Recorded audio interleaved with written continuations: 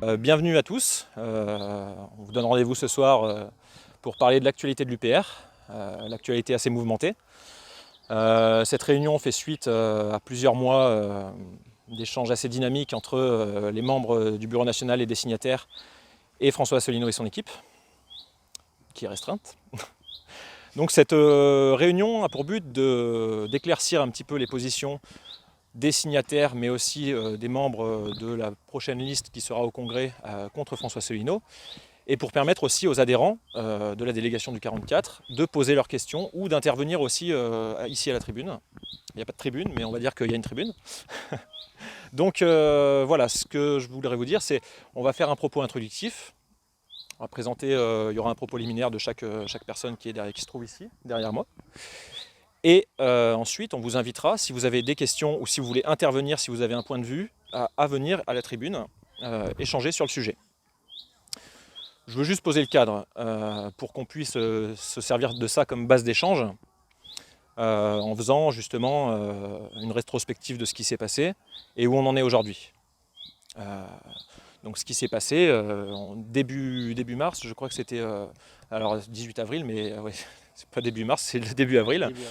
Nous avons été informés, enfin certaines personnes dont moi je vais parler pour moi ce soir, hein, comme ça je ne ferai pas d'amalgame où il n'y aura pas de quiproquo. Donc j'ai été informé de certaines, on va dire, certaines positions dangereuses de la part de notre président, dans une sphère qui ne serait pas censée être publique et qui n'était pas censée être révélée. Nous avons pu constater des échanges entre François Asselineau et ses collaborateurs.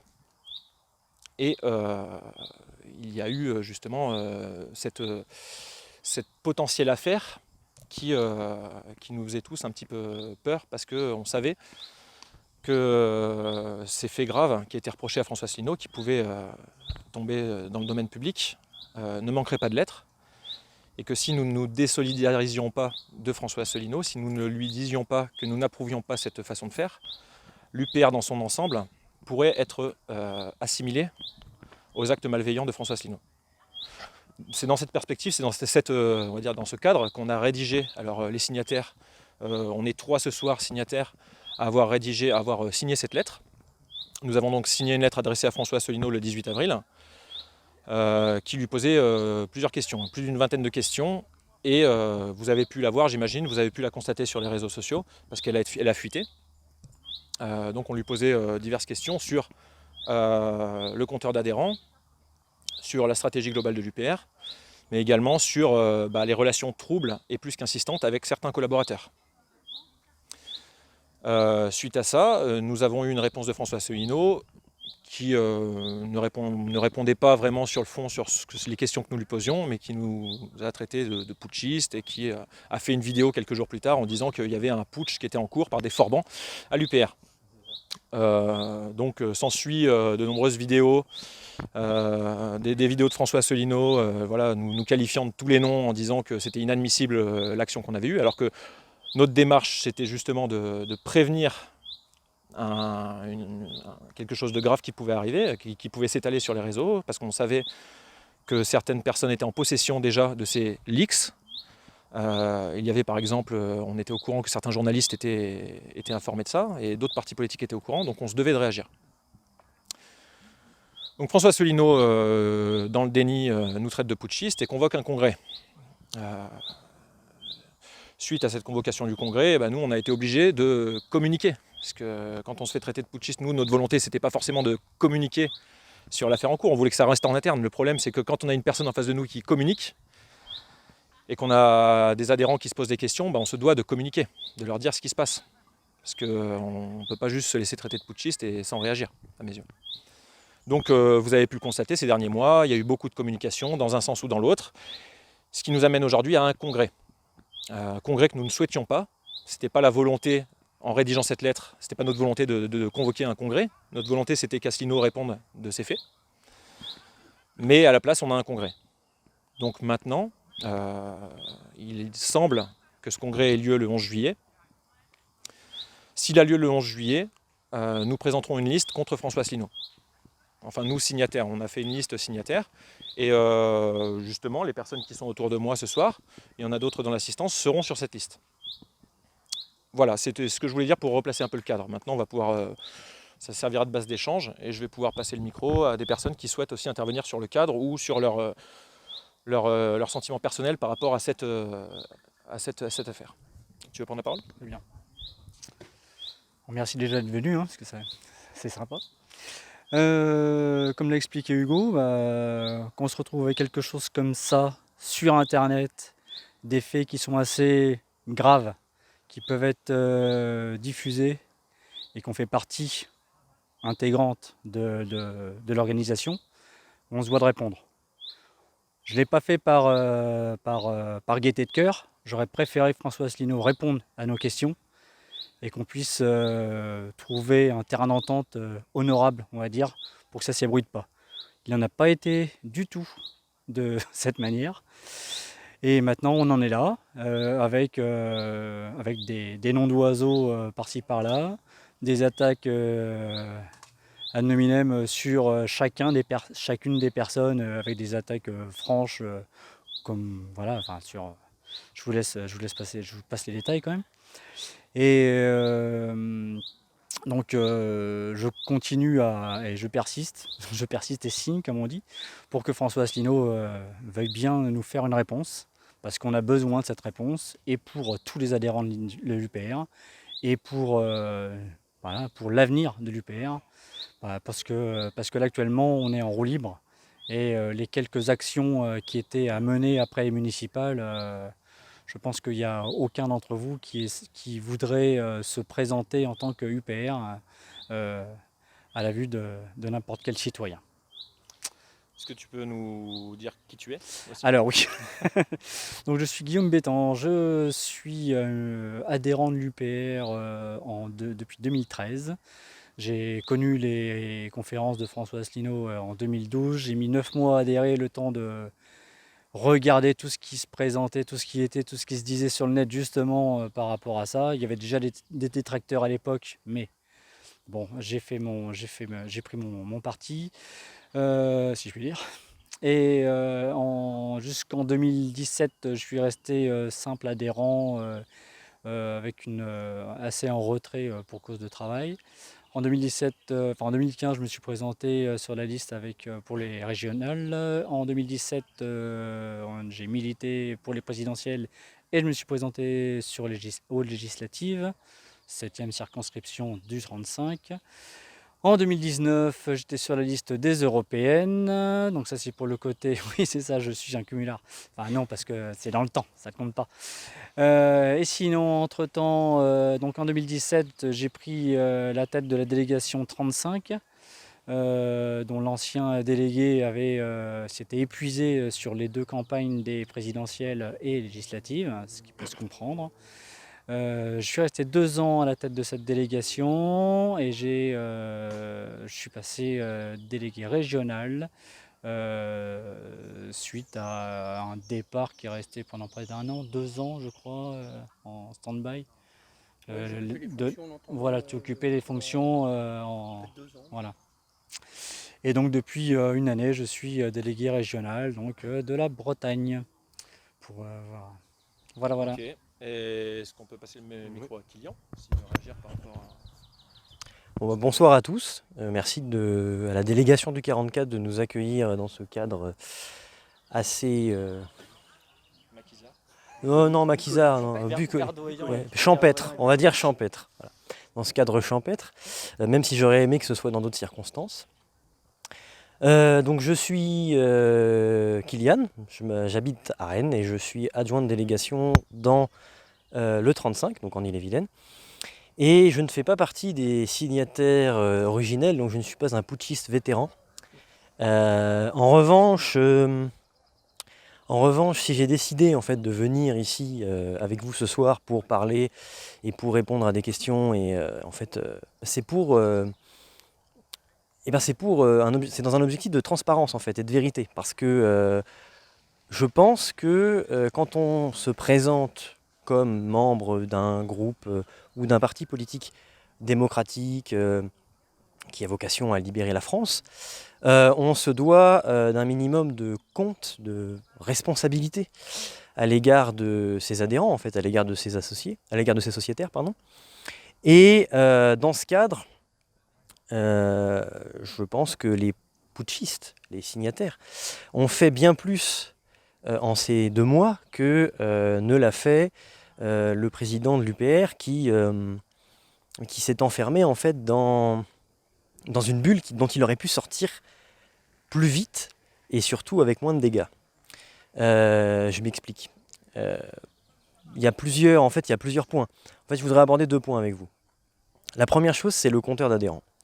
Pour vous remettre dans le cadre, le compteur d'adhérents qui est affiché sur le site, qui est présenté comme une fierté pour le parti par son président sur les plateaux de télé ou dans les journaux, est en fait, pour ne pas dire truqué, c'est-à-dire qu'il n'affiche pas le nombre exact d'adhérents qui est en fait surestimé, mais surestimé d'une marge importante. On est de l'ordre de 50% de surplus, c'est-à-dire 50% d'adhérents qui ne sont plus en fait adhérents puisqu'ils n'ont pas cotisé, ils ne sont pas à jour de cotisation. Voilà, c'est pas des adhérents qui n'ont jamais existé. Voilà, ils ont existé, bien sûr, il n'y a pas d'adhérents fictifs. Voilà, on n'est pas à l'UMP, mais il n'y a pas d'adhérents fictifs. Mais ils ne sont plus adhérents, donc ils auraient dû être retirés des fichiers. Ils ne l'ont jamais été. Ça a 2 conséquences. Ça a une conséquence financière pour le parti, parce que le parti, et ça c'est vrai, vit des cotisations et des dons de ses adhérents et de ses sympathisants. Effectivement, on n'a pas d'emprunt bancaire. Et deuxièmement, ça a un impact très fort politique sur les adhérents, parce qu'on a l'impression de faire partie d'une famille de 40 000 personnes, c'est une très grande famille, et en fait on est moitié moins. On est moitié moins, donc forcément, en termes électoraux, ça se ressent. On se dit, mais comment en étant 40 000 adhérents, on peut faire aussi peu de voix ? Comment en étant 40 000 adhérents, on peut avoir aussi peu de soutien sur le terrain ? La réponse est très simple, c'est qu'on n'est pas à 40 000. On est moitié moins, environ 20 000, peut-être 25 000, pour être très généreux. Et le deuxième point que je voulais aborder avec vous, c'est que quand vous avez adhéré, vous avez, quand vous avez payé votre cotisation, vous avez en fait signé, en quelque sorte, un contrat d'association. Vous faites partie d'une association, un parti politique, c'est une association. Et donc, vous avez des droits en tant qu'adhérent. Et ces droits, parmi ces droits, le premier, c'est le respect des statuts, c'est-à-dire le respect du contrat que vous avez signé. Et ça, c'est régulièrement violé, bafoué, en tout cas pour les 2 mois qui viennent de s'écouler, par le président de l'UPR.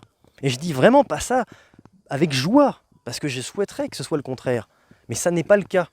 Et il se trouve que la réalité s'impose quoi qu'on fasse.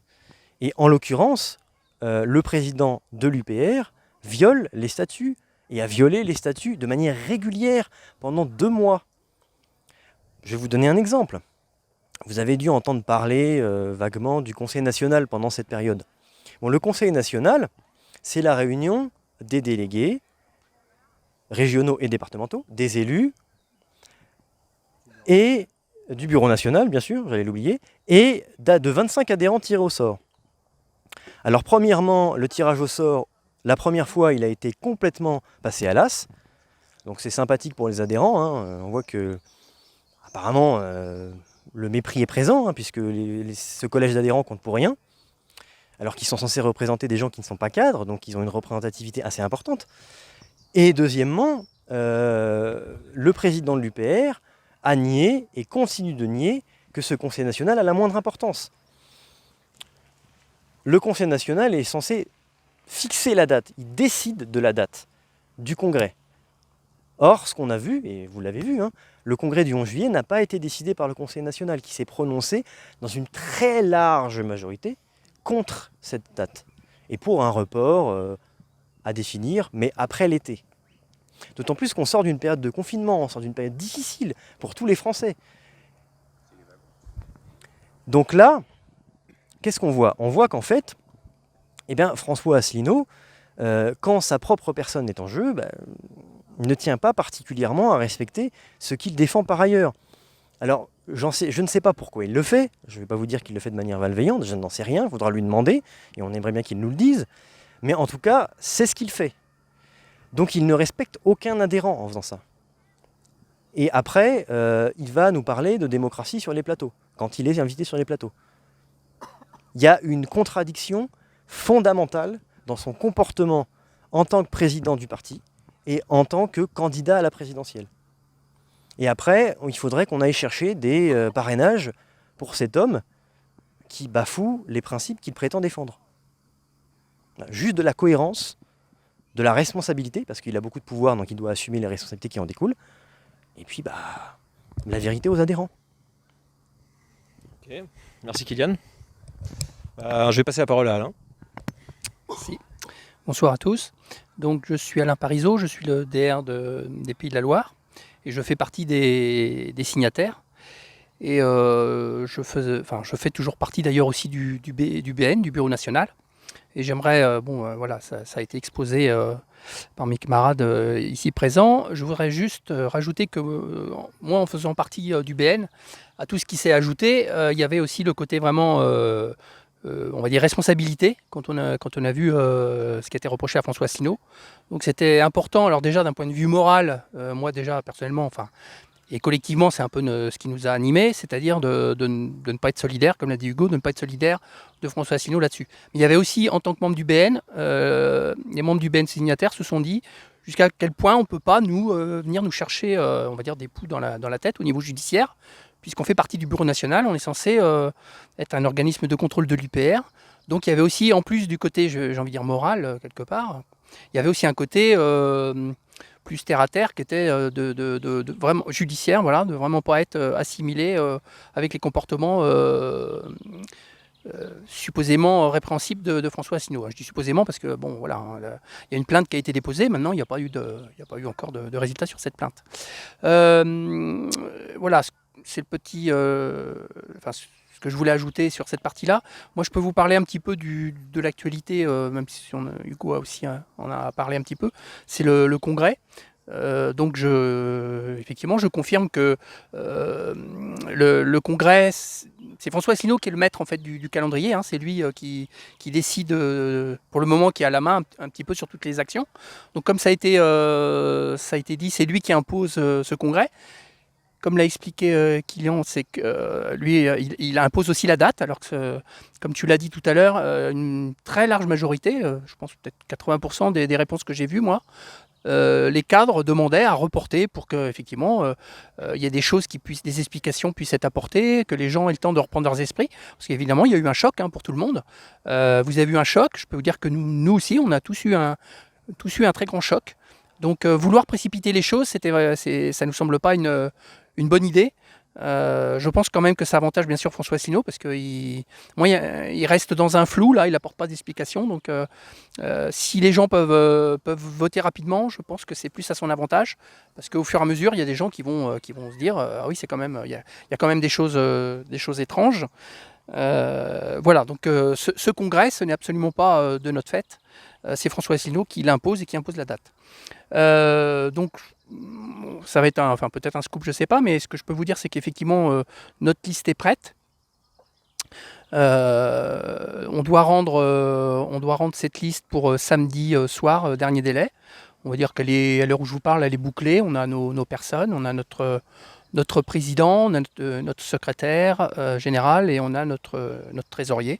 Donc des annonces qui vont être faites, bien sûr, très prochainement avec le contenu détaillé de cette liste. Voilà ce que je peux vous dire sur le sujet, puis j'aurai peut-être à nouveau la parole pour répondre à vos questions. Voilà. Ok, merci Alain. Pour compléter le propos d'Alain, donc la liste est complète. Le président de cette liste, c'est Philippe Comte. Peut-être que vous le connaissez déjà. La trésorière, c'est Isabelle Ninvirt. Et secrétaire général, Martine Dessius. Tout ça pour dire, donc ça c'est la liste des signataires. Il y a également, alors dans un souci de transparence, on va évoquer l'ensemble des listes qui se présentent. Donc il y a la liste de François Asselineau, la liste des signataires qu'on vous a exposée actuellement. et également une liste qui tente de se monter, qui n'est pas totalement complétée, la liste UPRD. C'est une liste de militants dirigée par Sylvain Fontaine, un adhérent de la Gironde, et Terence Domer, qui est un adhérent des Landes. Voilà. Voilà, maintenant c'est quelque chose d'assez interactif. J'aimerais que vous posiez vos questions. Si vous voulez intervenir aussi pour donner votre point de vue, votre avis, n'hésitez pas à le faire. Et si vous avez une question sur l'actualité, sur l'affaire en cours ou sur les objectifs de cette liste ou autre chose, n'hésitez pas à prendre le micro. Si vous êtes pudique, restez derrière la caméra, mais par contre je vous invite fortement à venir échanger avec nous directement. Est-ce que quelqu'un veut intervenir, s'il vous plaît? Et soyez pas timide, vous avez forcément des questions. Vous avez forcément... vous n'êtes pas venu là que pour un... Non, il faut venir au micro par contre. Parce qu'on ne vous entend pas, après c'est... Donc j'aurais une question, c'est sur les orientations des listes en présence. Orientation. Qu'est-ce que ça veut dire orientation? Le programme en fait, les orientations, est-ce que les orientations sont définies? D'accord. Est-ce que quelqu'un veut répondre à cette question? Quelques éléments, mais... Ouais, d'accord. Alors je ne vais pas rentrer dans le détail, le programme effectivement était défini là, par notre tête de liste et par notamment les BN, le BN, au moins ceux qu'on appelle les signataires. Ça a été aussi défini d'une façon assez collégiale, parce qu'il y a des gens qui nous ont rejoints et qui ont participé sur certains éléments du programme. Alors je ne vais pas en parler ce soir, vous allez l'avoir prochainement, vous le recevrez prochainement chez vous. Mais ce qu'il faut retenir, donc voilà, c'est que c'est un travail vraiment collégial, il y a beaucoup plus de démocratie. Alors il y a aussi un point que je trouve aussi important, là c'est même limite stratégique, c'est que jusqu'à présent François Asselineau nous a dit pour le Frexit, en fait il faut que je sois élu président de la République et j'appliquerai l'article 50. Donc ça effectivement, ça ne me posait pas de problème, ça peut paraître toujours cohérent. Et puis il y a quelque chose qui m'a fait réfléchir, moi c'était un youtubeur qui avait fait une vidéo sur le sujet et qui faisait remarquer très justement que les Anglais donc, ont réussi à sortir de l'Union européenne, mais ça ne s'est pas du tout passé comme ça en fait. Il n'y a pas de notion de président de la République qui applique un article 50, ils ont fait complètement autre chose. Alors où je veux en venir, c'est que moi je me suis dit effectivement peut-être que l'option qu'on suivait, qu'on était en train de suivre n'était pas la bonne, donc à réfléchir. Ça c'est le point important. Et ce que je veux dire, c'est que notamment Philippe Comte qui sera notre tête de liste. Donc si notre liste gagne, ça veut dire que c'est lui qui sera le président du PR. Ça ne veut absolument pas dire, en tout cas, que ça sera notre candidat pour les élections présidentielles. Déjà, on ne sait pas si on pourra y aller. C'est une question. Et si on y va, c'est pas parce que lui, il sera président de la République qu'il sera forcément notre candidat. J'ai dit quoi? Oui. Je vais un peu vite. C'est pas parce qu'il sera le président du PR qu'il pourra se présenter comme président de la République. C'est ça que je voulais dire. Une autre chose, donc c'est pas vraiment le programme, mais pour vous dire qu'on a quand même appliqué pas mal de démocratie, même si c'est pas toujours facile, parce qu'on est à peu près, on est plusieurs dizaines, on va dire, à participer. Et comme je dis, on est victime un peu du syndrome de l'Union européenne, c'est-à-dire prendre des décisions. Alors ils sont 28, on va dire, ou 27. Nous, quand on est 50 ou 60, à essayer de se mettre d'accord, donc c'est pas pratique. Il n'empêche qu'on a, je trouve, abattu un super boulot. On a un beau collectif, une belle équipe. Ça fait vraiment plaisir. Et en fait, c'est ça, on s'est dit qu'il y avait tous ces talents, en fait. On était tous déjà là depuis des années, mais comme tout passait par François Asselineau, il n'y avait pas d'interaction entre nous. Et du coup, c'est vrai que c'est un peu dommage, parce qu'il y a pas mal d'énergie qui a disparu un petit peu, malheureusement. Alors, tout ça pour dire aussi que notre candidat tête de liste, Philippe Comte, a été élu en fait par les gens. On était à peu près 80 personnes à choisir, et il y avait plusieurs personnes qui s'étaient proposées. Et il y a eu un vote entre nous qui a fait que c'est Philippe qui a été choisi. Donc, il avait fait une campagne, il a fait son programme, il a appelé certaines personnes pour apporter des réponses. Voilà, son programme de tête de liste, absolument pas un programme Voilà, c'est vraiment là dans l'objectif du congrès. Hein. Tout ce que je dis, c'est vraiment en tant que tête de liste pour le congrès. Voilà. Donc ça c'est nouveau, parce que jusqu'à présent c'était François Asselineau qui était à la tête de tout, sans vraiment de débat. Là on est vraiment parti sur autre chose, hein. C'est-à-dire qu'il y a des gens qui se proposent, on discute, on vote. Donc ça je trouve que c'est vraiment très, très intéressant pour la suite. Voilà. Ok. Je crois que tu voulais réagir. À moins qu'il y ait une question. Ah oui. Je viens là. Est-ce qu'il va y avoir un débat au niveau de UPR TV, parce que Asselineau, régulièrement, dès qu'il passe à la télévision, le peu où il passe à la télévision, il y a toute des lamentations pendant un petit quart d'heure sur le fait qu'il n'a pas accès aux médias, qu'on l'empêche de proposer son programme. Et donc là, la problématique qui va se passer, c'est que il faut aussi que votre candidat soit capable de pouvoir présenter son programme au niveau de l'UPR TV. Et est-ce que là, Asselineau est d'accord, en toute transparence, hein, l'UPR, l'anagramme de l'UPR, c'est pur. Est-ce qu'il est prêt à laisser aussi la télévision, comme il le fait lui, pour présenter sa liste et défendre ses idées? Est-ce qu'il est prêt à laisser votre candidat débattre, et même le candidat de UPR DD, là, de débattre pour présenter le programme, pour que l'ensemble des adhérents soient au courant et puissent faire aussi leur choix? Parce que là, un débat, on va demander aux gens d'aller voter le 9 juillet, on est presque déjà fin juin, ça me paraît, ça paraît pas très terrible en termes de démocratie, je parle. Un truc, et puis après je te passe la parole. C'est pas pour rien qu'il est avancé. Là, la date du congrès, c'est pas pour rien qu'elle a été avancée. C'est justement pour ne pas permettre aux adhérents de se faire leur propre opinion. Sinon, on prendrait une année pour le faire. Enfin, ça n'aurait pas de sens. Enfin, ça n'a pas de sens d'expliquer en fait ce rapprochement de la date du congrès qui normalement est en novembre. Pourquoi on la rapproche à juillet? Il y a des raisons. La seule raison que je peux donner pour moi dans la tête de François Asselineau, c'est d'empêcher aux gens de pouvoir accéder à cette information, aux informations des signataires et aux informations des autres listes. Donc mon avis sur la question, c'est que on sait déjà que François Asselineau ne souhaite pas laisser les autres listes s'exprimer sur UPR TV, il l'a annoncé. Donc ça me paraît très improbable qu'il le fasse, qu'on ait accès à UPR TV, même si on l'a demandé.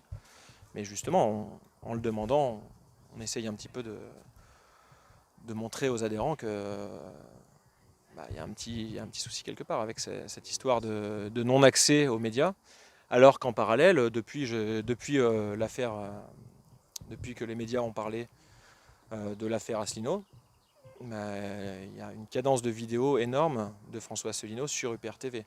D'ailleurs, il y a des questions, enfin il y a des interventions en relation avec le Congrès ou qu'on pourrait prendre pour de l'autoplébiscite. Donc c'est dérangeant pour la démocratie. Donc moi je pense qu'on n'aura pas accès à UPR TV. D'ailleurs on n'a pas accès, soi-disant la communication d'un délégué départemental avec ses adhérents sur le terrain est prohibée maintenant parce que c'est de la propagande contre François Asselineau. On apprend ça. Donc normalement, en fait, selon François Asselineau, maintenant on n'aurait plus le droit de communiquer avec les adhérents. Et dès que quelqu'un communique avec un adhérent, on est censé avoir un problème.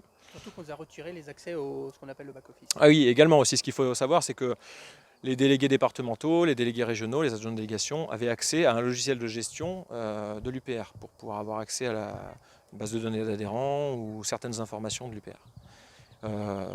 Depuis quelques semaines, on n'a plus accès à cette base de données. Donc tous les accès sont coupés, on n'a pas des accès au site, on n'a pas les accès à la page YouTube, on n'a pas l'accès à la page Facebook. Et voilà, en gros, il y a la liste de François Asselineau avec tous les moyens et les autres. On a l'impression finalement de vivre une élection présidentielle où on est un peu dans la place de François Asselineau contre Emmanuel Macron, quoi. Finalement, il prend la chemise d'Emmanuel Macron sur cette affaire. C'est amusant. Donc Kylian, si tu veux... Ouais, je voulais vous poser une question. Qui va sur son espace adhérent régulièrement? Vous savez, l'espace adhérent, si vous pouvez vous connecter sur upr.fr. Qui y va? Levez la main. Personne. Bon. Non, upr.fr. J'y vais une fois par an pour mettre des sous. Ouais, d'accord. Donc personne n'y va régulièrement, quoi. Non, parce que la campagne, en tout cas les propositions, les projets et éventuellement les oppositions de liste, devraient se dérouler sur votre espace adhérent, en tout cas vous aurez accès aux documents. Et donc en tout cas c'est ce que propose François Asselineau pour la campagne. Donc ça veut dire qu'en fait personne n'aura jamais accès aux documents, hein, faut le dire. Il faut déjà le savoir. Voilà. Et déjà, faut Bon.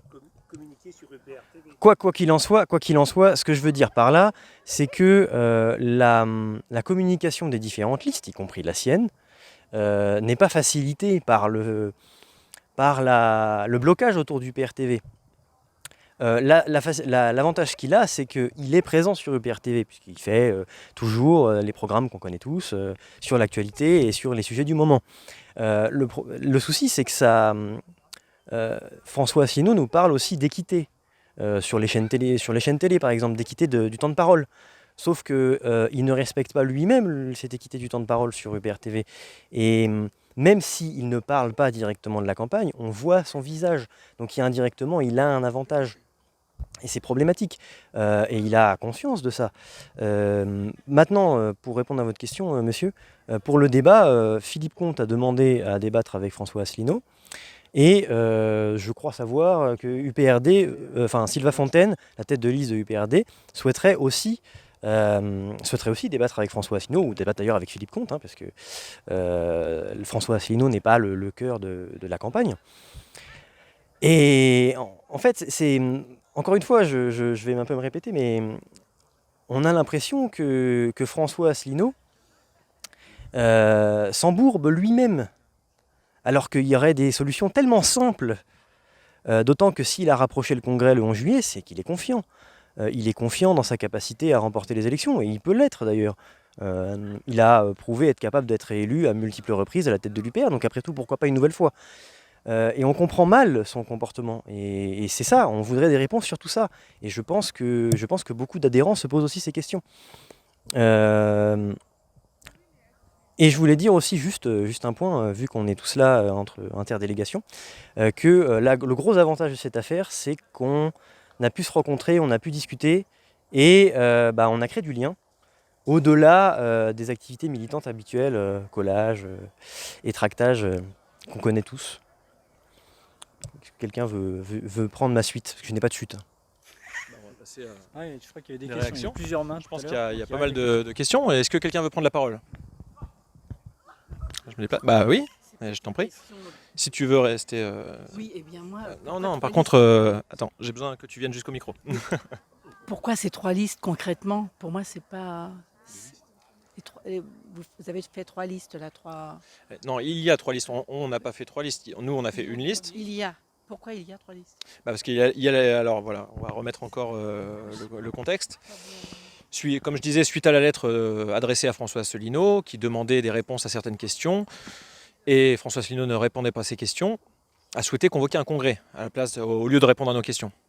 Donc ce congrès, c'est tous les 3 ans, l'UPR élit son nouveau bureau national et son nouveau président. Donc François Asselineau a souhaité convoquer ce congrès pour élire un nouveau bureau national, faire sortir les différents lanceurs d'alerte qu'on a pu avoir, qui ont signé cette lettre et qui ont donné l'alerte, et mettre à la place des gens qui ne posent pas de questions. Donc ce congrès va avoir lieu potentiellement le 11 juillet. Donc, François Asselineau évidemment présente sa liste avec son armée. Et nous, forcément, on va assumer aussi ce qu'on a fait. Hein. Je veux dire, on ne souhaite pas que l'UPR devienne un fan club et soit uniquement tourné vers la personne de François Asselineau. C'est pas comme ça qu'on entendait l'UPR quand on a adhéré. Donc c'est pour ça que nous souhaitons proposer une liste contre François Asselineau pour proposer une alternative, une alternative à François Asselineau. Mais également, il y a une liste qui se présente également qui dresse un constat assez accablant également sur la gestion du mouvement par François Asselineau, et qui souhaite aussi se présenter pour réformer les statuts. Et en gros, si je comprends, c'est pas des personnes signataires, c'est des adhérents de la France qui montent une liste. Ouais, ce qu'il faut savoir, c'est n'importe qui veut monter une liste peut monter une liste. Il faut juste trouver 58 personnes. Voilà. 59, pardon. Non, ça va bien, vous avez raison. C'est ce qu'il me raconte. Donc voilà, et chaque groupe de 58 personnes peut se présenter s'il le souhaite. Ces personnes ont souhaité se présenter, elles se présentent et il n'y a aucun problème à ça. Donc voilà, c'est pour ça qu'on s'amène en fait vers ce congrès le 11 juillet qui serait donc une joute entre trois listes. D'accord, je comprends mieux. Donc la liste de François Asselineau, la liste des signataires et la liste de Sylvain Fontaine et Terence Demer. Voilà, c'est ça. Quelqu'un souhaite réagir par rapport à ce qui se passe, l'actualité? Est-ce que vous avez des réactions, des questions? Si vous n'êtes pas d'accord avec nous, si vous êtes... Allez, je t'en prie. Est-ce que tu veux t'avancer vers nous? Avance-toi vers la lumière. Je t'en prie. Je prends comme ça. Oui, donc, voilà. Oui, donc j'avais une question. J'avais cru comprendre que le BN signataire avait demandé l'aide d'un avocat pour une aide juridique. Et je voudrais savoir, dans le contexte actuel, est-ce que vous envisageriez une action de ce côté-là ou vous resteriez dans les cadres des statuts actuels? Il va falloir répéter la question plus fort. Il y a des gens qui n'ont pas entendu. La question porte sur une éventuelle action juridique de la part des signataires, hein, c'est ça? Voilà. Donc, comment dire? En fait, au niveau de notre stratégie, je peux vous en parler un petit peu maintenant. Effectivement, le premier levier suite à ces événements, ça a été de voir si, par une action juridique, parce qu'il y a eu des violations nombreuses des statuts, du règlement intérieur, etc., s'il y avait possibilité de faire une action juridique. Donc ça, c'est vrai que c'est un élément qui a été suivi. C'est un peu notre plan A, si je peux m'exprimer ainsi. Donc effectivement, il y a des pistes là-dessus. On a effectivement mandaté un avocat voilà, qui est effectivement en train d'étudier tous ces éléments. Je ne peux pas trop vous en dire pour des raisons évidentes, hein. Voilà, il y a des choses qui sont en train de se passer, c'est sûr, d'un point de vue juridique. Après, pour continuer mon idée de plan A, ça veut dire qu'on a un plan B.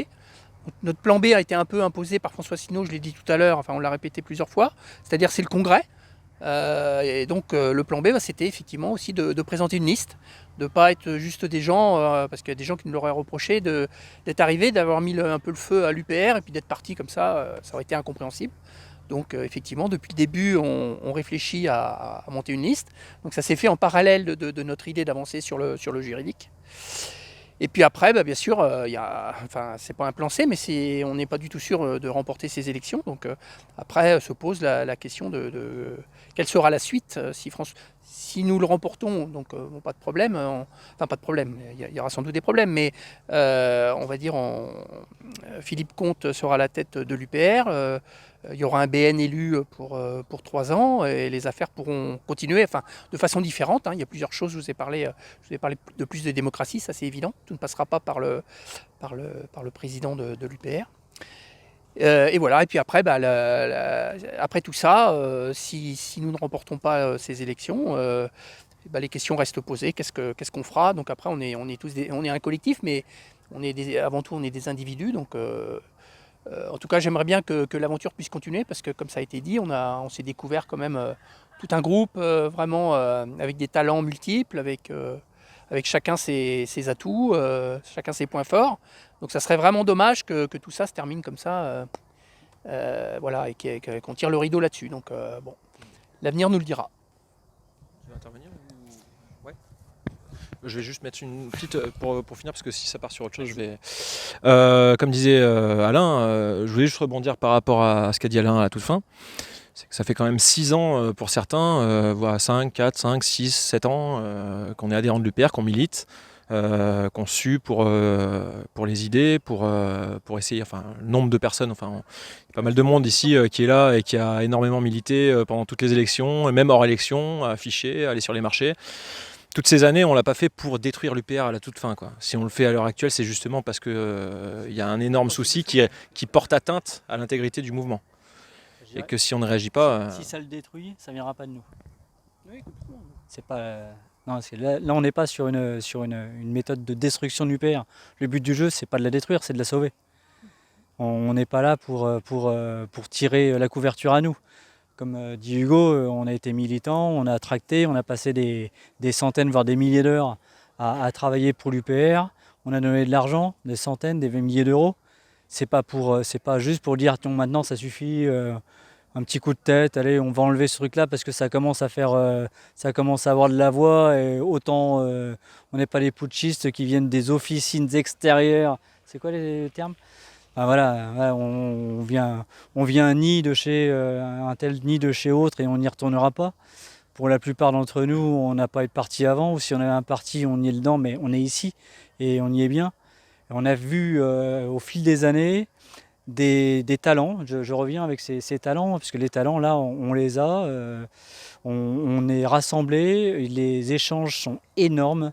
On a des débats excessifs presque.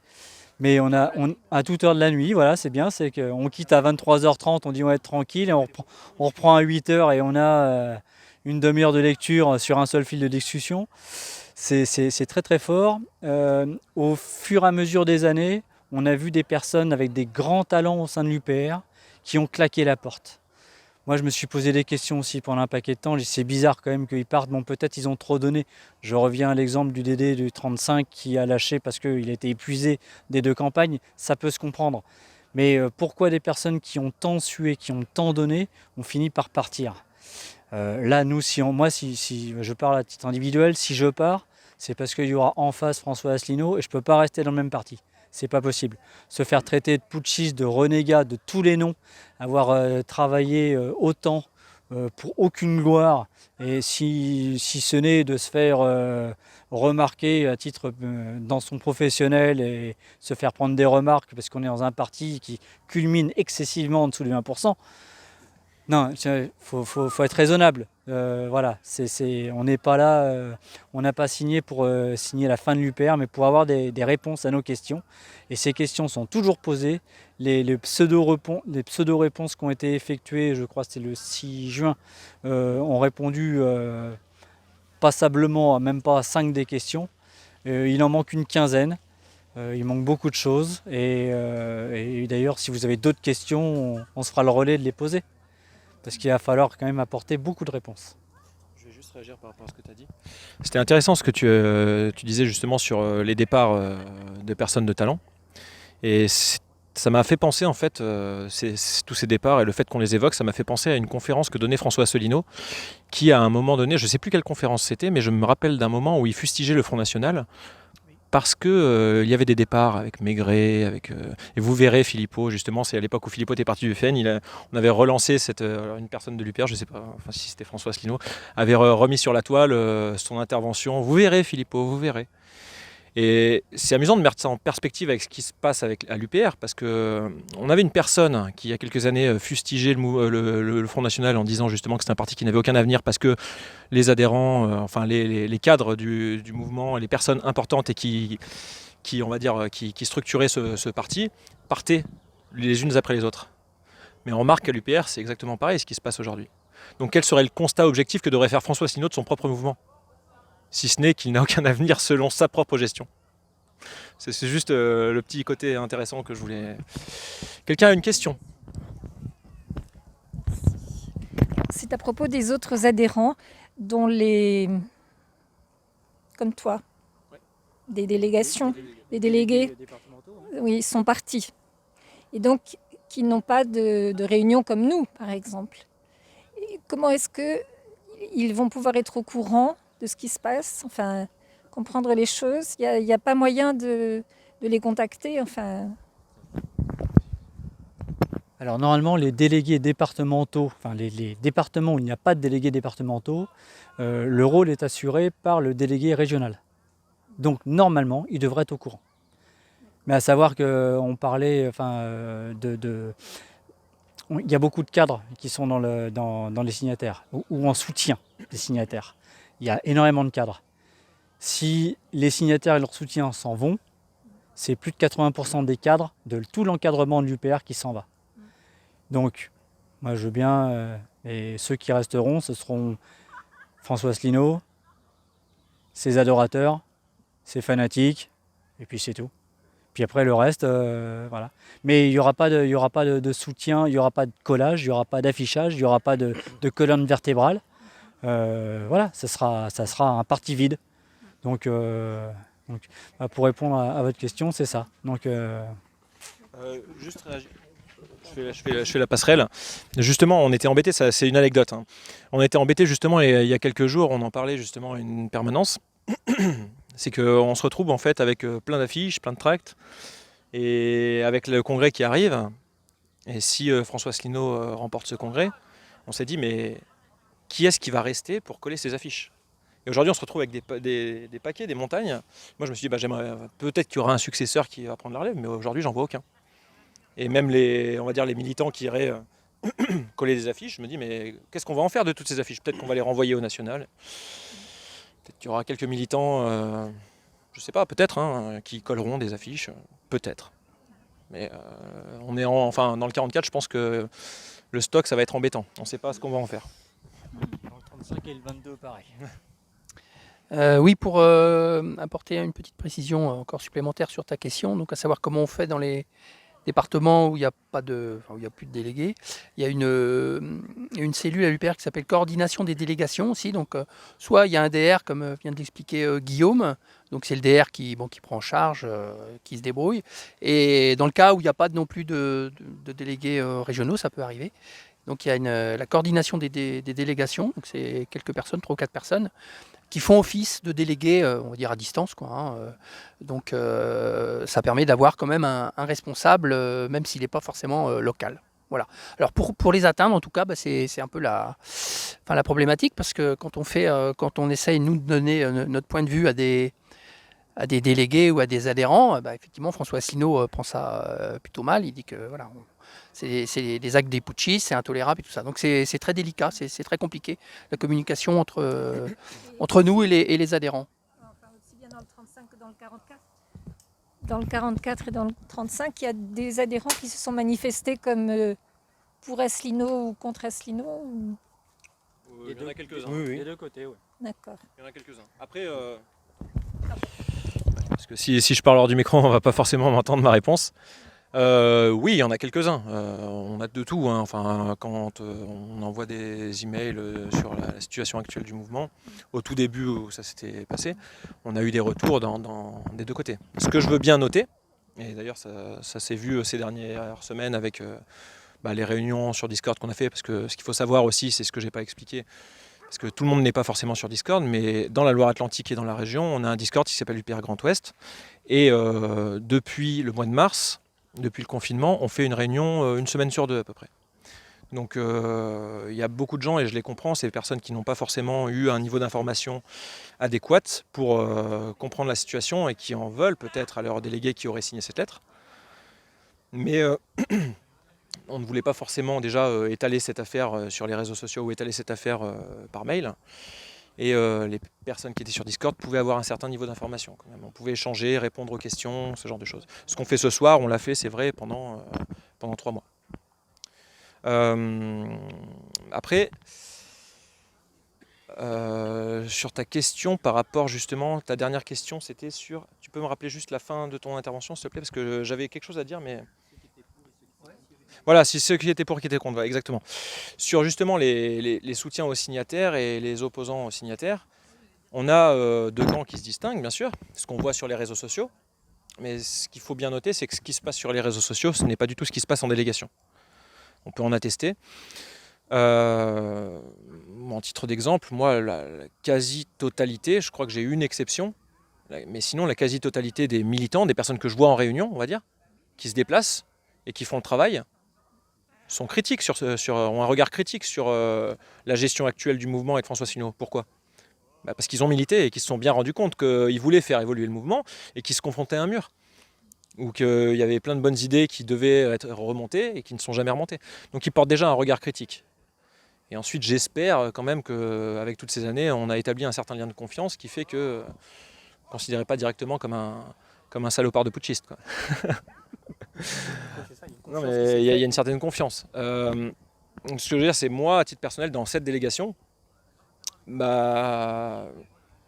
toutes les personnes qui m'ont envoyé un mail véhément sont des personnes que je n'ai jamais vues, ou alors peut-être une fois, mais à quelques exceptions près. Mais enfin voilà, pour rétablir un petit peu. Quelqu'un veut intervenir? Ouais. Je ne sais même pas dans quel sens ça va.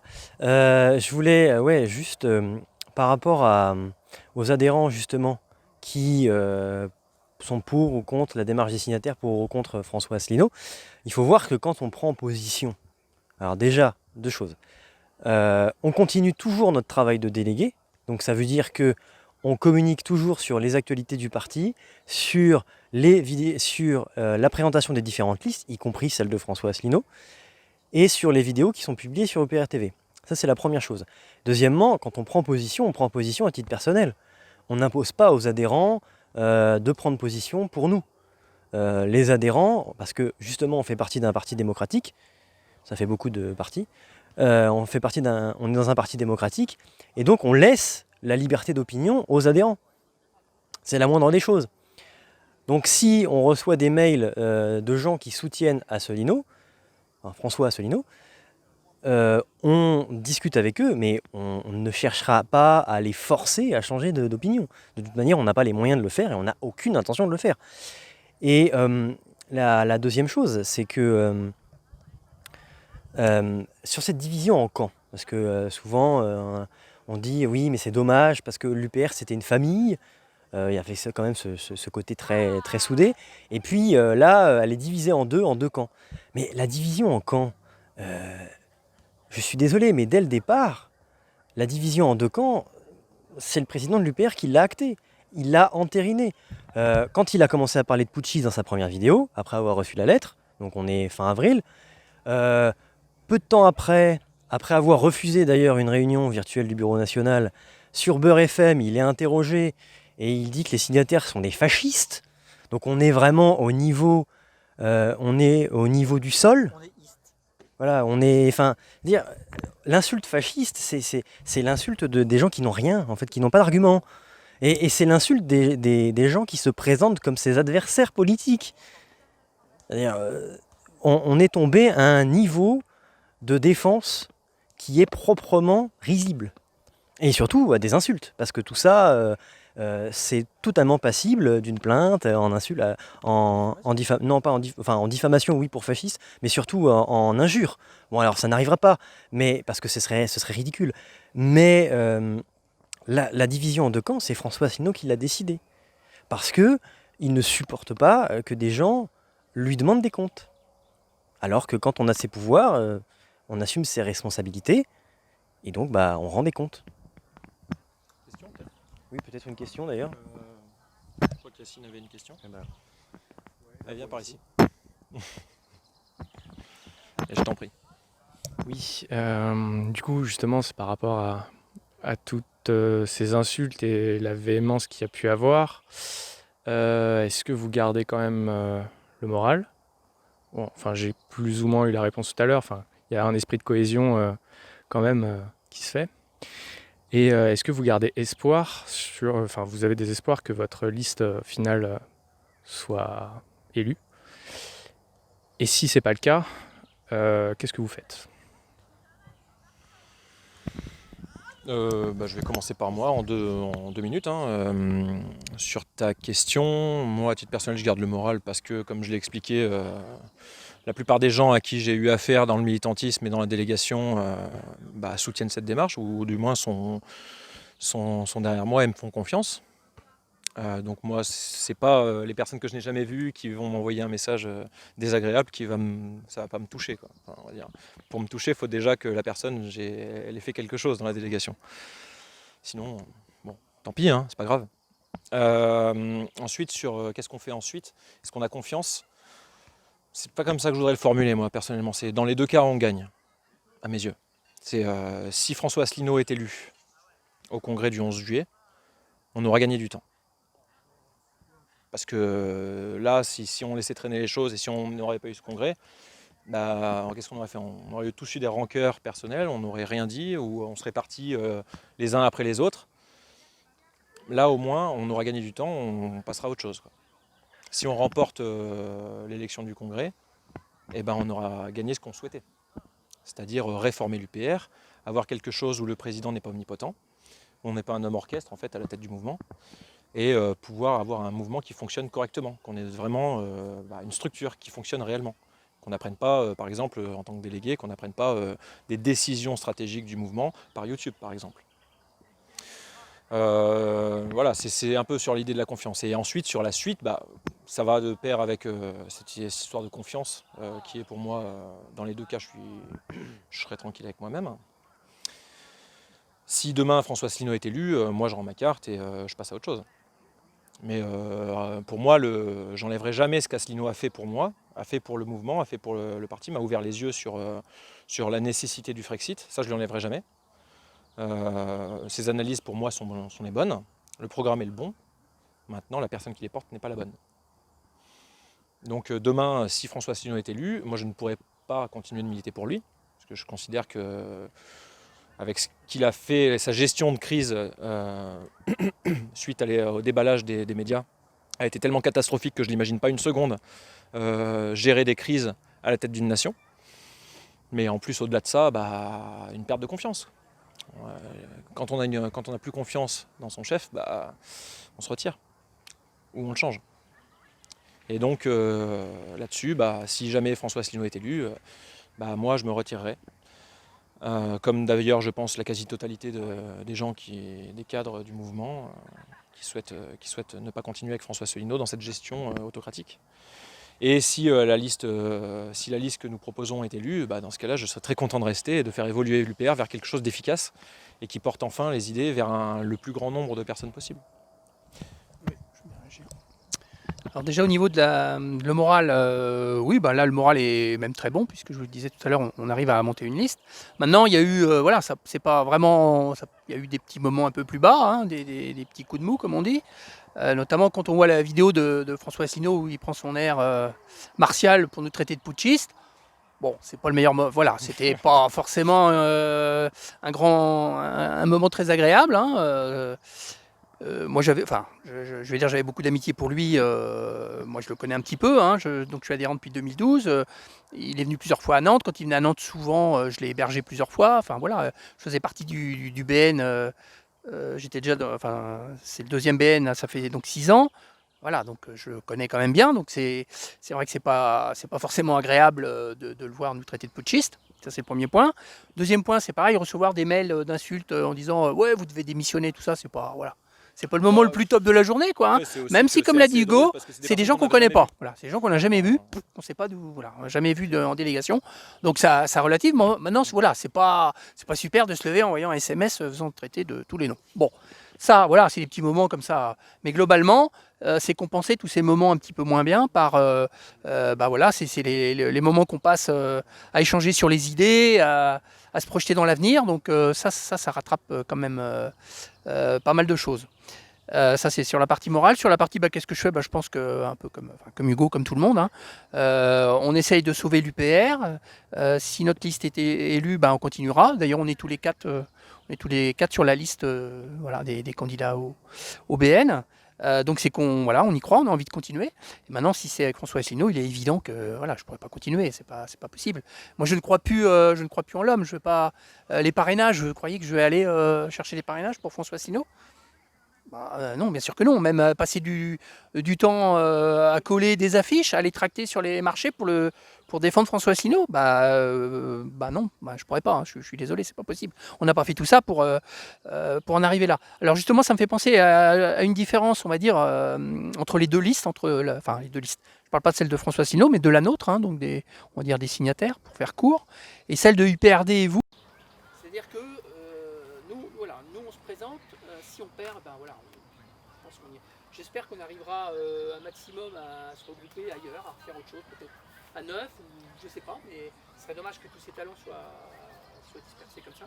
En tout cas, l'autre liste, UPRD et vous, eux, ils ont une autre vision, c'est-à-dire que eux, je pense, d'ailleurs, ils étaient d'accord pour qu'au niveau des élections, ça puisse être, on va dire, qu'il puisse y avoir un panachage en fait en fonction des voix, la proportionnelle entre leur liste par exemple et eux. Donc eux, les gens je pense les gens de votre liste, eux seraient sans doute d'accord pour continuer à travailler avec François Asselineau. C'est la grosse, je pense, la grosse différence qu'il y a entre nos deux listes. Sur le programme, il y a bien sûr plus de démocratie, etc. Il y a plein de choses en commun. Mais il y a aussi cette grosse différence, moi, ce que je vois, c'est celle-ci. Oui, parce que voilà, à l'heure actuelle, notre liste propose un Asselineau Exit. Exactement. Je suis désolé. L'UPR sans Asselineau. Il faut marteler Asselineau Exit tout le temps. Pour répondre à la question du moral, ouais, je rejoins mes camarades. Il y a eu des jours où le moral est un petit peu difficile. On s'est fait attaquer, moi personnellement je me suis fait attaquer en direct Sur les réseaux sociaux. C'était un peu difficile parce que voilà, j'ai une page qui est purement politique, mais il y a eu des attaques sur ma campagne électorale pour les municipales. J'ai faite avec les valeurs du l'UPR, mais pas avec l'étiquette UPR, parce que pour des raisons purement stratégiques. Donc voilà, sur plein de choses comme ça qui étaient assez désagréables, mais je rejoins les gens qui nous ont attaqués. C'est des personnes qu'on a vues de très loin, des adhérents de temps en temps, sympathisants. Donc déjà, comme je dis toujours, hein, première chose, si vous croyez vraiment au parti, déjà commencez par prendre votre carte. C'est la première chose à faire. Là, à partir de ce moment-là, on engage quelque chose. On engage énormément, entre 10 et 30 euros, quoi. C'est énorme. Mais ça montre déjà que, je sais bien, hein, tout le monde n'est pas à rouler sur l'or, mais mettre 10 euros à l'année pour prendre sa carte, c'est quand même quelque chose. Et moi, j'ai passé des années à militer et dire, attendez, nous sommes quand même 26 000, nous sommes quand même 30 voilà, on était jusqu'à 39 000. C'était notre signe de confiance. Attendez, vous êtes en train de suivre des partis politiques sur le net ou sur la télé qui ont moins de 3 000 adhérents, alors que nous sommes tant. Donc, si vous croyez au parti, prenez votre carte. C'est la première chose. Même si vous ne militez pas, vous n'avez pas de temps, vous n'avez pas de quoi. Déjà, faites cet effort. C'est le chiffre, c'est montrer qu'on est plusieurs, qu'on est beaucoup et que voilà. Donc, voilà, c'est. Après, que dire? Oui, effectivement, si jamais la liste de François Asselineau part, comme je vous l'ai dit, moi je dis au revoir. Je ne pourrai pas coller quelconque affiche, je ne pourrai pas tracter quelconque marché en disant voilà, vous savez l'UPR, savez le Monsieur François Asselineau. Ah oui, non, vous le connaissez, bon alors c'est bon, laissez. Non mais voilà, c'est juste pas possible. On peut pas. Donc moi ça sera au revoir. Après, là, depuis 2 mois, ce qui s'est passé, on tient un Discord. Le Discord ressent. Alors pour l'histoire des Discords, je ne sais pas si vous connaissez, c'est des histoires de chat, c'est pour des jeux à la base, mais tout le monde peut discuter avec plein de canaux.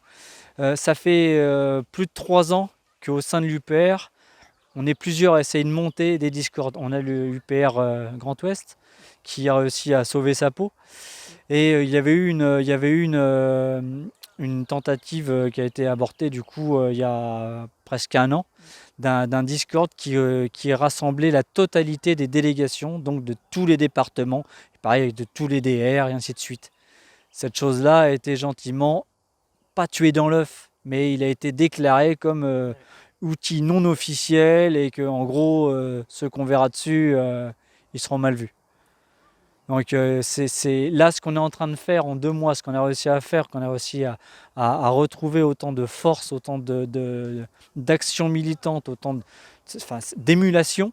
C'est quelque chose qui aurait dû se faire au sein de l'UPR il y a déjà des années. Et on aurait eu nettement plus de force. C'est bien dommage qu'on n'ait pas pu le mener avant. Mais bon, de temps en temps, un malheur fait un grand bonheur. Ah, Kylian, heureux, pas heureux? Ah bah je... Kylian, parce qu'on a un petit... Ouais. Ok. Juste, je rejoins mes camarades, mes compagnons de route. Je m'en vais si François Asselineau remporte les élections. Et puis voilà, bon, j'ai pas grand-chose de plus à dire, hein, si ce n'est que partir après la victoire d'Asselineau, c'est prendre ses responsabilités. Et je pense que ça pourrait servir d'exemple. Ça fait quoi? On va faire une toute petite entracte, très courte, et on se retrouve dans 5 minutes.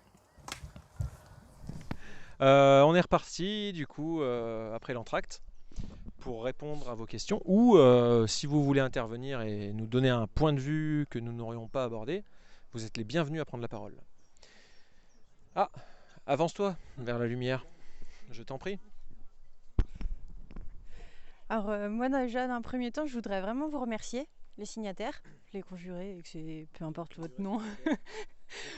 Parce que en fait franchement vous nous avez bien fait gagner du temps, du coup de l'argent, vu qu'on en donne quand même à l'UPR un petit peu tout le temps. Voilà, donc ça c'est très important de vous soutenir et de vous le montrer. Et puis sinon non, je reviens sur ce qu'a dit Alain tout à l'heure, le fait qu'on n'est pas obligé forcément de passer par la présidentielle. Et justement, comment en fait est-ce que vous envisagez la chose, donc faire un référendum, et entre guillemets, comment vous voulez vous y prendre pour ça. Voilà. Je sais pas qui répond. Je vais en profiter. Parce que tu as parlé d'argent, de soutien, etc. Donc c'est très bien parce que je voulais faire une petite intervention. Donc là, je vais défendre ma chapelle, notre chapelle, hein, des signataires. Parce que François Asselineau nous demandait toujours, quand on avait parfois une interview ou un journaliste, de toujours dire, voilà, parler du site upr.fr. Alors moi, je vais vous parler d'un autre site qui s'appelle signataire.frexit.org. Voilà, signataire.frexit.org. Donc là, vous trouvez toutes les informations concernant notre mouvement, enfin les signataires. Donc il y a des vidéos, il y a des textes, et il y a aussi, si vous le souhaitez, une cagnotte, un lien vers une cagnotte Litchi, je crois. Alors pourquoi? Parce qu'on en a parlé tout à l'heure, effectivement on a des frais pour un avocat qu'on a pris, et je peux vous dire que c'est très très cher un avocat. Donc voilà, pour ceux qui souhaiteraient nous aider financièrement, ils peuvent retrouver cette cagnotte sur ce site. Pour répondre à ta question, oui, alors c'était une remarque que je faisais tout à l'heure en disant que François Asselineau nous demandait qu'il soit élu comme président de la République pour appliquer l'article 50. Donc ça c'est une stratégie, et en fait on est en train de se demander si c'est la bonne stratégie, surtout quand on voit comment s'est passé le Brexit. Le Brexit, ça s'est pas du tout passé comme ça, hein. Nigel Farage, il n'est ni Premier ministre, ni voilà, il est député, il a été député européen. Et il a réussi quand même, à faire que les Anglais organisent un référendum et que le Brexit l'emporte. Voilà. Donc je sais pas. En tout cas, c'est des pistes de réflexion. Donc on se dit, est-ce que l'idée c'est encore de présenter un président de la République? Est-ce que c'est de faire on va dire, un groupe de pression, des think tanks, je sais pas. Mais en tout cas, voilà, il y a d'autres pistes visiblement qui sont possibles, et pas uniquement de voter pour un président, pour un homme providentiel, et qui appliquerait après le Frexit. Alors ça c'est une option. Il y a aussi peut-être, ça sera dans la même veine, mais peut-être de se regrouper avec d'autres souverainistes, voir s'il y a une personne qui émerge. Enfin, il y a plusieurs idées. Encore. Là on est un petit peu dans le court terme, hein. On avance à chaque fois un peu semaine par semaine, parce que comme je le disais, c'est quand même François Asselineau qui manie le calendrier, hein, voilà. Donc pour le moment on est toujours un petit peu en défensive, même si on a en parallèle on mène des actions aussi de notre propre fait. Voilà ce que je peux dire sur le sujet. Ouais, pour compléter juste les propos d'Alain, au lieu de coller la tête de François Asselineau, pourquoi pas coller la tête, même pas la tête, non, le mot référendum Frexit. Enfin, c'est vrai que en tout cas on collera plus la tête de François. Il y a une piste à chercher là-dedans, quoi. Se dire pourquoi pas demander un référendum, ce serait quand même vachement plus fédérateur auprès des 55% des Français qui ont voté contre la construction européenne en 2005. Je sais pas, hein, mais je pense que c'est quand même une piste on devrait essayer de creuser là-dessus aussi, je pense. Et d'autant plus creuser là-dessus comme on a vu comment ça s'est passé au Royaume-Uni, comme disait Alain. Je pense que c'est une piste intéressante. Quelqu'un veut prendre la parole? D'autant que l'idée du référendum, elle rapproche et elle fédère, parce que dans notre contexte, avec les gilets jaunes, la demande en fait de démocratie qui n'est pas écoutée par le gouvernement, enfin par les gouvernements successifs, on a moyen de fédérer bien plus. Parce que le problème de l'élection présidentielle, c'est que c'est une élection à visage. On vote pour quelqu'un. Donc on vote pour un homme avant tout, plutôt que pour des idées. Et du coup, à l'UPR, c'était François Asselineau. Et François Asselineau, et le problème, c'est que, ou d'ailleurs, quiconque va susciter des oppositions à sa personne, à sa personnalité, je sais pas, à son habillement. On l'a vu avec Macron, il est jeune, il est beau, il est fringant. On avait vu avec Sarkozy aussi, qui avait suscité la détestation de sa propre personne en étant président. Alors qu'avec le référendum, on peut travailler sur une cause. Et c'est ça qu'on défend aussi avec les signataires, c'est la cause avant l'homme. Et on aimerait que François Asselineau l'entende. Est-ce que quelqu'un souhaite réagir? Oui. Attends, viens parce qu'il n'y a personne qui t'entend. Tu viens de dire que l'on vote pour un homme. Moi, j'ai envie de dire qu'avec Macron, on a voté pour une intelligence artificielle. Hein. Et donc, les choses... non, mais voilà. Non, mais... Oui, enfin, à relativiser, à voir maintenant, mais... Voilà, je voulais faire cette remarque. Allez, je vous en prie. Une question, une réaction. Pendant l'entracte, j'ai eu quelques personnes qui souhaitaient réagir. Alors je pense que... Réagissez. Vous n'êtes pas obligé de montrer votre visage. En vous tend le micro et... J'ai des masques. Ah, ça va pas, le fil il va pas arriver. Attends. Ouais, c'est bon.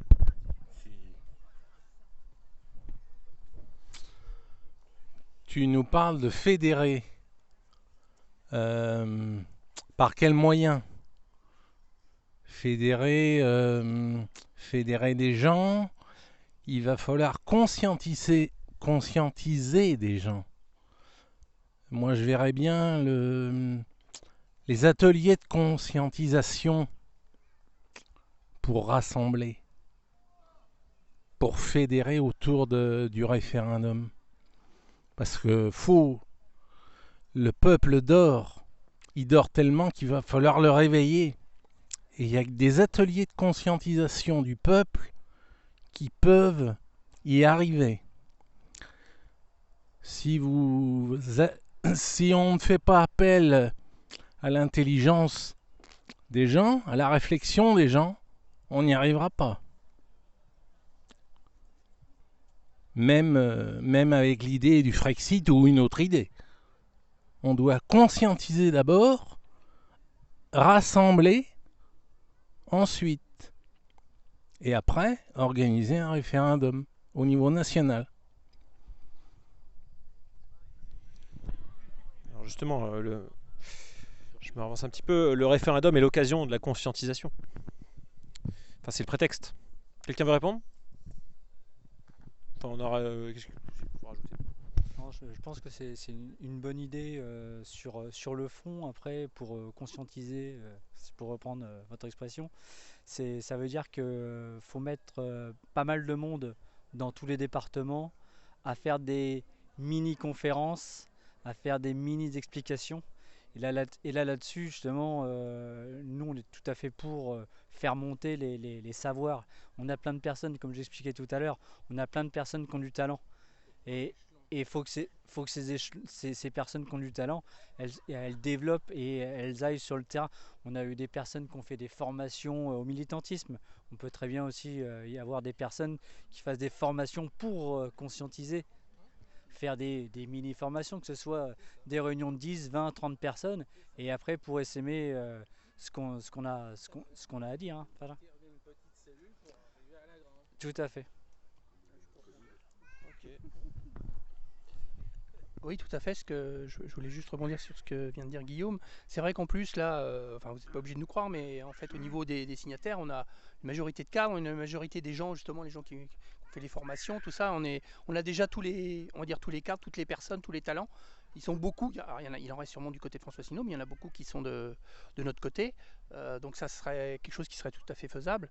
Et puis en plus, ça me fait penser au fait que jusqu'à présent, il y a eu beaucoup de gens plusieurs personnes qui ont essayé de proposer justement, de faire des conférences à leur niveau. Et il y avait toujours, on va dire, un veto plus ou moins franc au niveau du national, puisqu'il fallait vraiment être habilité. Il y avait, on va dire, grosso modo 3 personnes qui pouvaient faire les conférences. Donc il y avait François Asselineau lui-même, Charles-Henri Gallois et puis Vincent Brousseau. Et sorti de là, personne n'avait le droit. Donc là, je pense que ça, effectivement, maintenant, si l'UPR continue ou si ça continue sous une autre forme, je pense que ce verrou-là sautera. Donc il y aura beaucoup plus de gens à faire des conférences, à faire de la conscientisation pour le coup. Oui, j'imagine. Alors après, là, on est un peu dans on se projette dans le futur, mais des conférences ciblées, c'est clair. Et là, pour y en avoir sur plusieurs sujets, et qui toutes, bien sûr, amèneront en fait sur le thème du Frexit au final. Ok. Pour la conscientisation, on se dit que c'est facile avant, hein, mais après, c'est pas facile. L'idée aussi, ça serait d'essayer de toucher le quotidien. Parce que au sein de l'UPR, on a un défaut de communication, c'est qu'on ne distingue pas la manière dont on s'adresse aux militants, comme on le fait là, et la manière dont on s'adresse aux autres gens, qui sont l'écrasante majorité des Français. Et qui seront toujours l'écrasante majorité des Français. L'UPR ne rassemblera pas une majorité en tant qu'adhérent des Français. Donc il faut toucher des gens qui ne prendront pas leur carte et qui ne la prendront jamais. Et donc l'idée aussi, ce serait de toucher davantage au quotidien des gens. Pas forcément leur marteler systématiquement cet énorme corpus intellectuel qui est constitué en très grande partie par les conférences d'Asselineau, mais d'essayer de se joindre à eux dans leur combat du quotidien.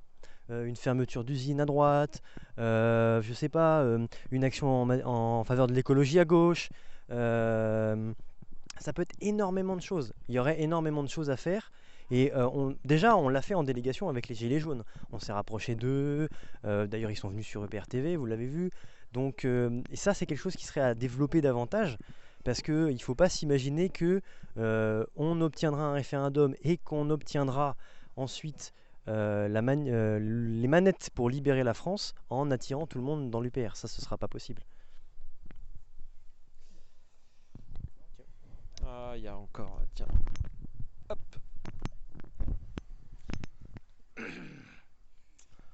Alors, pour poursuivre, justement, sans faire adhérer tout le monde à l'UPR, je dirais créer une alliance. Créer une alliance des gens qui sont pour participer à l'avènement du Frexit. Créer une alliance, c'est-à-dire une alliance, j'entends une alliance de partis. J'entends une alliance de partis souverainistes, mais réels, pas des souverainistes de façade, qui veulent les durs de durs, qui veulent réellement sortir, et non pas ceux qui ont un discours... qui veulent rester dans l'Union. Donc voilà, une alliance de partis pour faire adhérer les gens vers notre but, le Frexit.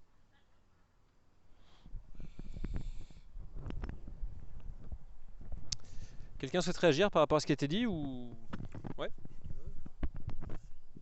Oui, alors c'est effectivement des pistes. Moi, c'est ce qui m'avait fait venir aussi un petit peu à l'UPR. C'était l'idée en fait de CNR. Donc c'est ça, moi, qui m'avait vraiment décidé à adhérer à l'UPR. Donc moi, je suis bien sûr pour une alliance. Alors pas à n'importe quel prix, faut voir. Mais moi, ce qui me désolait un petit peu justement à l'UPR, c'est qu'on avait tendance toujours à se resserrer vraiment entre nous. Il y avait toujours, chez les autres, il y avait toujours plein de choses qui n'allaient pas. Alors c'est vrai, il y a des fois c'est vrai. Mais résultat, on s'est toujours un peu recroquevillé sur nous-mêmes. Et moi, ça ça me dérangeait un petit peu. Même si je vous dis, je ne suis pas prêt à m'allier non plus. Enfin, qu'il y a des alliances tous azimuts avec n'importe qui, il faut quand même faire attention. Mais c'est vrai que oui, pourquoi pas des alliances avec d'autres personnes qui ont d'autres sensibilités, mais qui, comme nous, veulent sortir de l'Union européenne. Oui, oui, pourquoi pas. Je veux bien, ouais.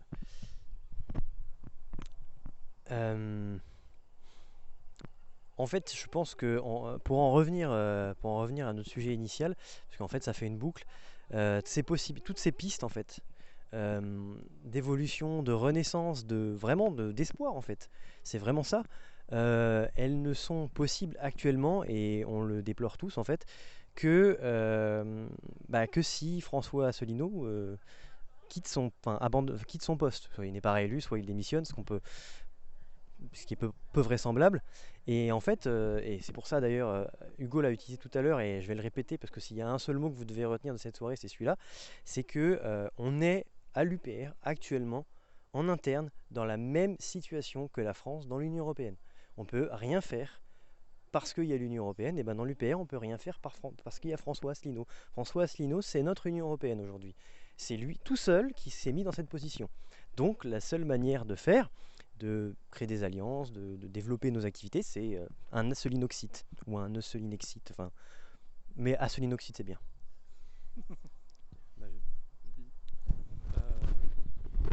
Quelqu'un souhaite réagir? Il y a du monde dans l'assistance qui souhaite intervenir peut-être. Ah, je t'en prie, viens. Me faire entendre de tous. On a vu la suite à l'épisode du Covid, un certain nombre de mouvements se revendiquant de la souveraineté nationale se former. Je dis de mouvements, c'est plutôt de think tank, de courants d'opinion. Je pense par exemple au CNNR de Denis Robert, je pense au gouv.fr ou un ancien de nos cadres y est, je pense à Régis Chaman qui est au gouv.fr, je pense... alors il y a l'initiative de Michel Onfray, mais qui n'est pas vraiment un parti politique, même s'il a des visées politiques dans le discours. Quelle serait la position d'un mouvement militant comme l'UPR par rapport à ça? Parce que pour l'instant c'est que des think tanks.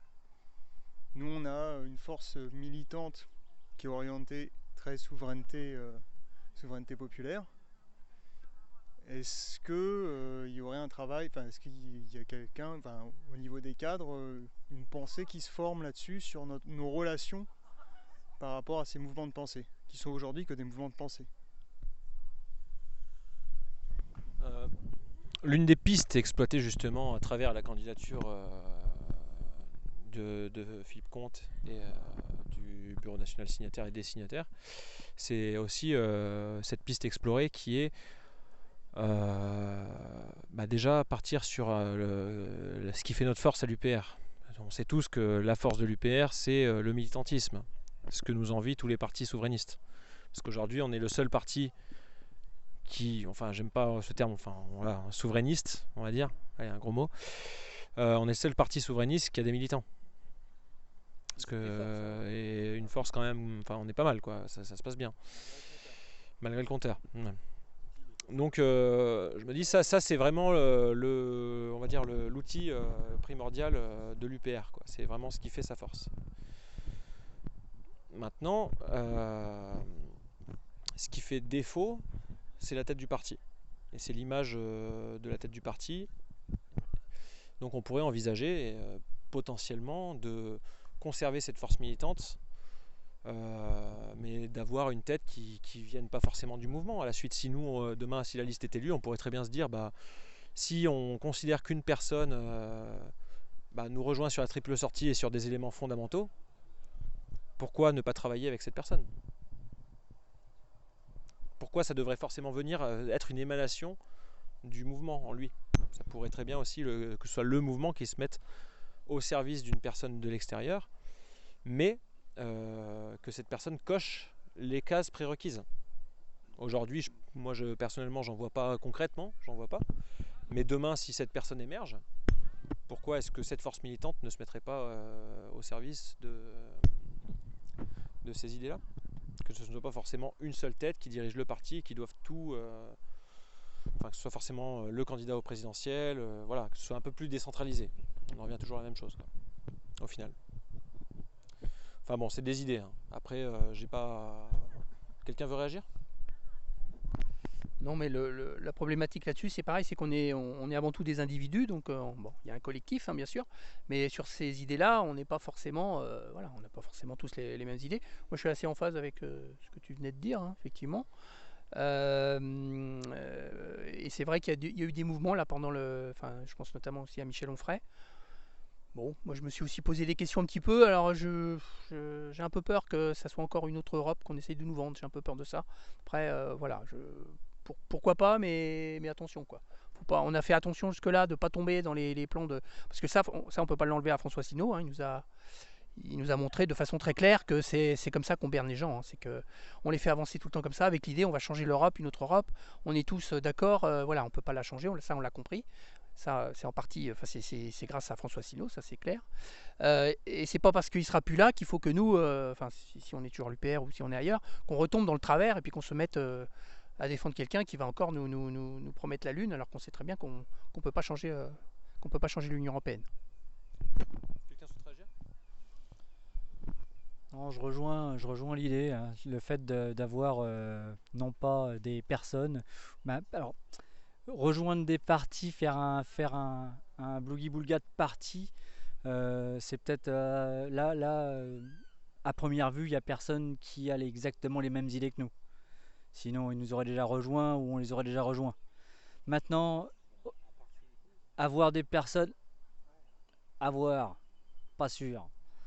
Après, avoir des personnes qui ont une même idée que nous et qu'on peut se mettre avec pour cette idée-là, une autre personne qui a cette même idée-là pour cette idée-là.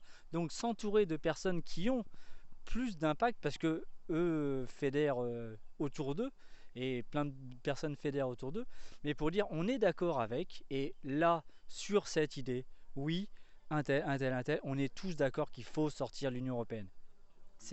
Après, le fait de ne pas dire, de dire je ne le prends pas parce qu'il a aussi telle autre idée, c'est clivant, on va s'écarter de plein de personnes. Or, l'idée c'est de faire un rassemblement, c'est pas de s'écarter des personnes, c'est pas de faire un parti UPR pour l'UPR.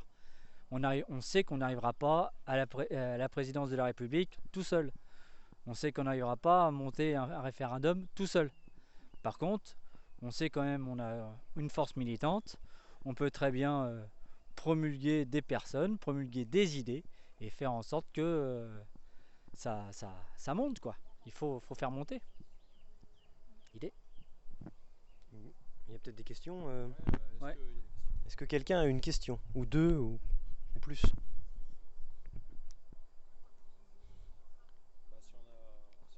Allez, motivez-vous. Pour tout ce qui est piste d'alliance, de renouveau en fait du militantisme, tout ça, ça attendra l'après-congrès. Alors évidemment, on a des choses à proposer et il y a un programme d'ailleurs sous forme textuelle que vous pourrez retrouver sur le site des signataires, il me semble. Ou en tout cas, il y a une vidéo sur la chaîne UPR de l'Indre-et-Loire de Philippe Comte lui-même, donc c'est-à-dire sa candidature, sa vidéo de candidature. Vous avez des grandes propositions déjà. De toute façon, les programmes seront disponibles, donc vous pourrez y retourner. Et puis, bon, pour conclure, je vous remercie d'être venu, de nous avoir supportés pendant je ne sais pas combien de temps, toujours trop longtemps, et de nous avoir écoutés, d'avoir posé vos questions, et surtout d'avoir fait la démarche de comprendre pourquoi on fait ça, et de bien voir que cette idée de putsch, cette idée de complot ou de je ne sais quel schéma complexe qui vise à prendre le pouvoir ou quoi que ce soit, c'est proprement ridicule. Si on voulait faire ça, on aurait déjà quitté le parti, je sais pas, on aurait été En Marche. Si on veut des places, on va dans un parti qui marche, un parti qui marche, c'est le cas de le dire, un parti qui a des postes, un parti qui a des sièges, un parti qui est au pouvoir.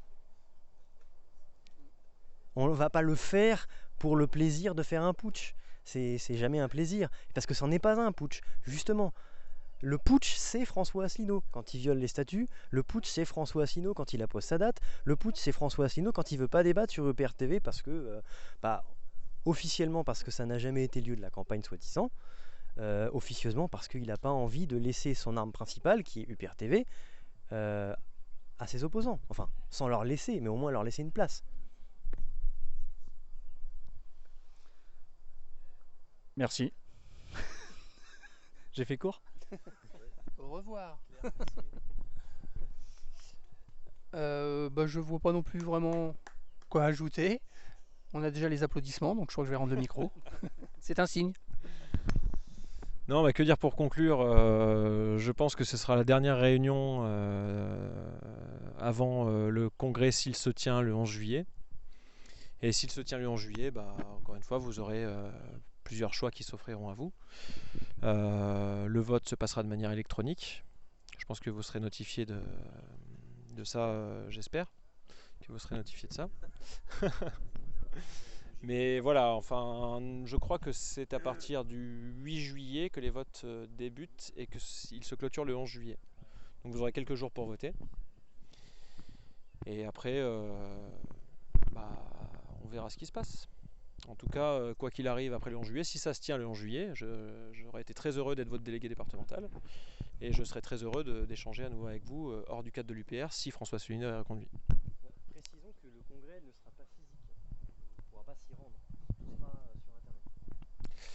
Donc voilà, je vous laisse du coup, si on a terminé, on peut passer au buffet. Merci.